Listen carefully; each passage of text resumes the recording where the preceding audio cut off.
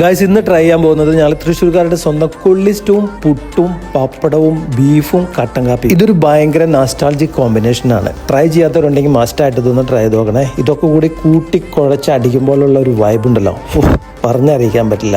അപ്പോൾ ബീഫ് നാട്ടിൽ നിന്ന് വന്നത് ഇവിടെ നിന്ന് റോസ്റ്റ് ചെയ്തെടുത്താണ്. അപ്പോൾ നമ്മളിവിടെ പുട്ടും കപ്പയാണ് ഉണ്ടാക്കാൻ പോകുന്നത്. തൃശ്ശൂർ ഭാഗത്തൊക്കെ കപ്പയ്ക്ക് കൊള്ളി എന്നാണ് പറയുന്നത്. പിന്നെ മാത്രമല്ല കൊള്ളി ഉപ്പേരിയല്ല, ഞങ്ങൾ കൊള്ളിസ്റ്റുമാണ് ഉണ്ടാക്കുന്നത്. അപ്പോൾ ഗ്രീൻ ഫാമിൻ്റെ പുട്ടുപൊടി ഉപയോഗിച്ചിട്ടാണ് നമ്മൾ പുട്ടുണ്ടാക്കുന്നത്.